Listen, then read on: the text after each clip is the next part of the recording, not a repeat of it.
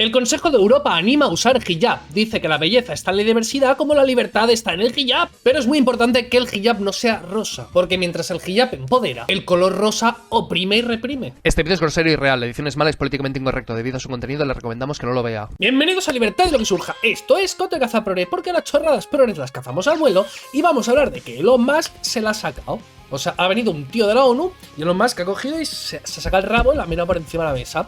O sea, no literalmente, pero en Twitter ha pasado el equivalente. Resulta que el director de la ONU se ha venido arriba y ha pasado esto. Con el 2% de la riqueza de Elon Musk se podría solucionar el hambre mundial, dice el director de la Organización de Escasez de Comida de la ONU. Vamos, la ONU ya sabemos que es totalmente voraz, quiere el dinero de todo el mundo y dice, no, es que con esto yo solucionaré no sé qué, no sé cuántos. Y siempre está pidiendo porque los gobiernos dan y dan. Y es que da votos, dar a fondo roto, pues muchísimo dinero para estas cosas. Es un, mira qué majos somos, mira qué buenos somos, vamos a salvar a la humanidad, votadme que soy aquí el mejor. Y esto ha llegado a Twitter y ciertas personas han comentado una cosilla. El 2% de la riqueza de Elon Musk son 6 billones de dólares. 6 billones con la notación americana, que aquí serían 6.000 millones. En 2020 el programa de la ONU de World Food Program se gastó 8,4 billones de los mismos de antes. ¿Cómo puede ser que no resolvieron el problema del hambre mundial? Aquí ya diciendo, esto no encaja demasiado, creo que estas cosas son así como,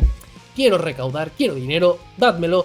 Y no me lo he mirado demasiado, no he tenido demasiado en cuenta la realidad. A lo que Elon Musk, que es como es, ojito a la jugada, mirad lo que ha hecho. Si la WFP puede describir en Twitter un hilo exactamente de cómo con 6 billones de dólares se soluciona el hambre mundial, venderé esa parte de Tesla ahora mismo y lo haré. Es decir, que si el tipo este de la ONU es capaz de explicar a Elon Musk cómo de verdad se puede solucionar todo el hambre mundial con ese dinero, que ahora mismo coge y vende la parte esta de Tesla, el 2%, lo que sea, y se lo da.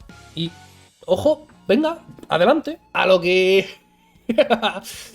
se ha bajado un poco, se ha calmado. El tío se ha calmado un poquito. A ver, el titular pues no es del todo cierto. No me digas. 6.000 millones no solucionaría el hambre mundial, pero prevendría inestabilidad geopolítica, ida de un país a otro masivo, y salvaría 42 millones de personas de la hambruna. Y bueno, que si cambio climático y si cositas. Con tu ayuda podemos dar esperanza, construir estabilidad y cambiar el futuro. Vamos a hablar. No es tan complicado, bla bla bla bla bla bla bla bla bla. A lo que lo más dices. Sí, sí, muy bonito.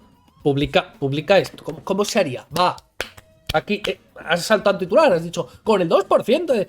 Por algo lo habrás dicho, habrás estudiado algo, te habrás dignado mínimamente a averiguar algo. Bueno, y aquí pues empieza a hablar de vamos a quedar, no sé qué, todo muy guay. Es que, joe, hiciste no sé cuántos coches, que esos son 20 billones, no, tampoco es tanto, dámelo.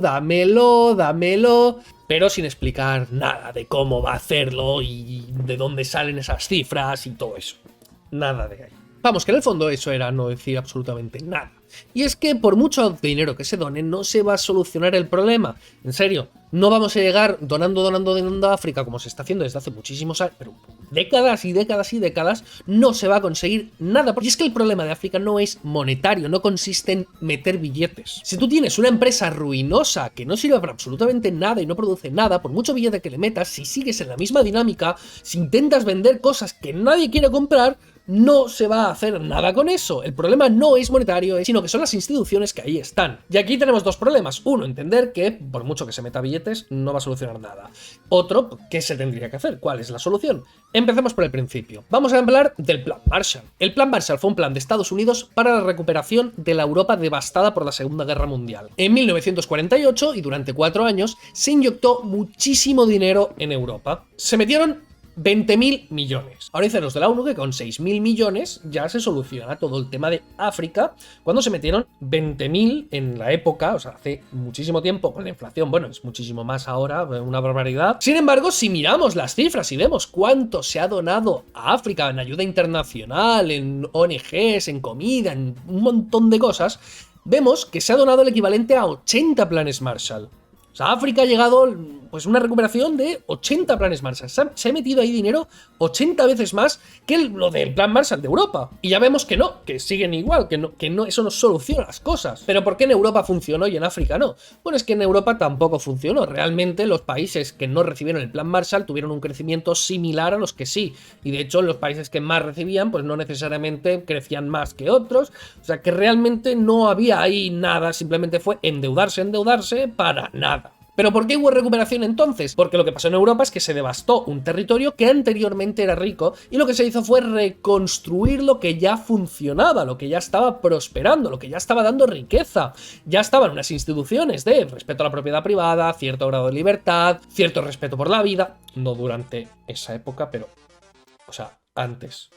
Durante, pues no. Y un alto grado de capitalismo. Entonces simplemente se dejó a la gente pues prosperar, se dejó a la gente invertir y tirar hacia adelante, y eso fue lo que reconstruyó el continente. Porque es que hasta que España no recibió nada y el crecimiento pues similar. Y es que además estas ayudas pues suponían más o menos el 3% del PIB, de la producción bruta del país, y aumentaban más o menos pues un crecimiento del 0,3% del PIB, o sea que a la hora de la verdad tampoco suponía gran cosa. Entonces, ¿cómo puede África prosperar? ¿Cómo puede salir de la pobreza? Pues con capitalismo, ahorro y trabajo duro, no hay otra cosa.